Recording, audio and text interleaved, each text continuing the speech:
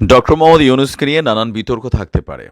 আপনি যে কোনো রাজনৈতিক দল করার কারণে ডক্টর মোহাম্মদ ইউনূসকে অপছন্দ করতে পারেন, কিন্তু আজকে তিনি যেই কর্মটা করেছেন, প্রত্যেকটা বাংলাদেশি আপনি যেই দলই করেন, এরপর যদি বিষয়টাতে আপনি খুশি হইতে না পারেন, তাহলে বুঝতে হবে আপনার কাছে দেশ বড় না, দল বড়। এবার সেই ক্ষেত্রে দলের স্বার্থে দেশের ১২টা বাজুক, দেশ মারা খাক, আপনার কোনো কিছু যায় আসে না।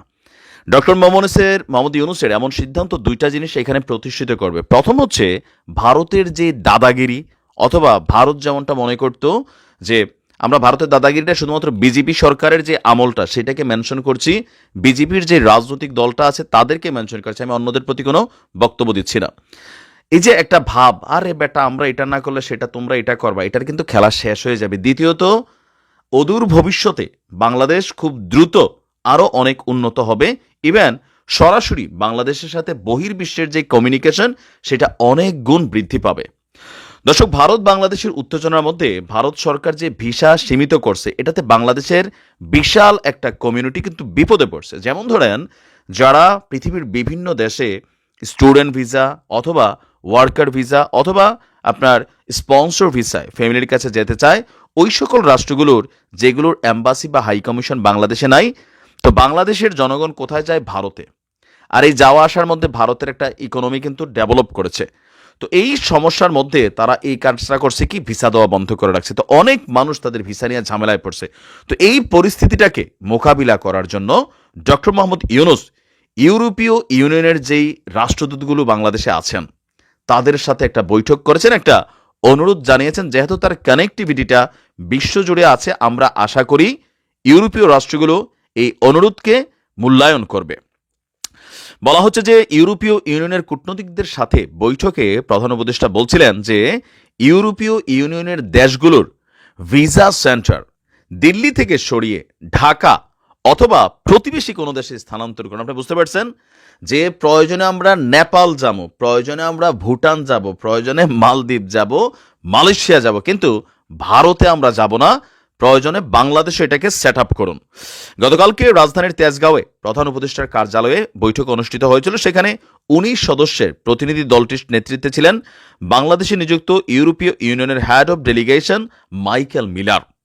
প্রধান উপদেষ্টার সাথে বৈঠকে অংশ নিয়েছেন পররাষ্ট্র উপদেষ্টা তৌহিদ হোসেন। ২.৫ ঘণ্টা ব্যাপী এই বৈঠক হয়েছিল। ওই বৈঠকে ১৫ জন প্রতিনিধি তাদের মতামত তুলে ধরেন। বৈঠকে এখানে ভিসার ইস্যুটা ছাড়াও শ্রম অধিকার, বাণিজ্য সুবিধা, জলবায়ু পরিবর্তন, মানবাধিকার, international crime tribunal act, Rohingya প্রত্যাবাসন, বাস্তবায়ন, ট্যাক্সে অনেক কিছু এখানে ছিল। তবে সব কিছু ছাপিয়ে আমাদের এখানে আলোচনায় ছিল ভিসা ইস্যুটা।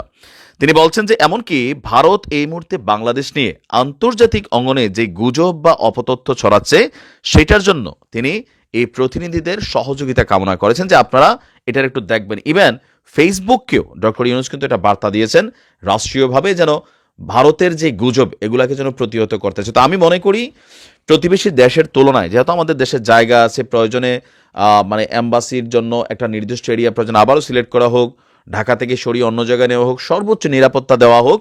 কিন্তু বাংলাদেশে যেহেতু একটা হিউজ পরিমাণ মানুষ আমরা এখন ইউরোপে মুভমেন্ট করছি, যাতায়াত করছি বিভিন্ন কাজে, কাজ কারবারে।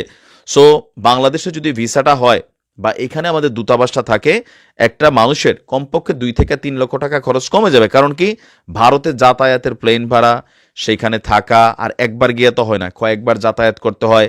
তো হোটেল ভাড়া, খাওয়া দাওয়ার খরচ, আবার ফ্যামিলি মেম্বার, আবার এত দূরে গিয়া, যেমন অনেক মেয়েদের ভারতে যেতে হয় এই ভিসার জন্য, একা একা থাকতে হয় হোটেলে। তো নিরাপত্তা ইস্যু আছে, কারণ ভারতীয় ধর্ষণ খুবই একটা লিগ্যাল একটা অবস্থানে চলে গেছে। এরা সবসময় এগুলাই করে, বিভিন্ন জায়গায় আমরা দেখছি প্রতিনিয়ত। তো মানে এরকম নানান প্রতিবন্ধকতা আছে। তো বেটার হয় বাংলাদেশে একটা জোন সিলেক্ট করে সেখানে এটাকে অ্যাস্টাবলিশ করা।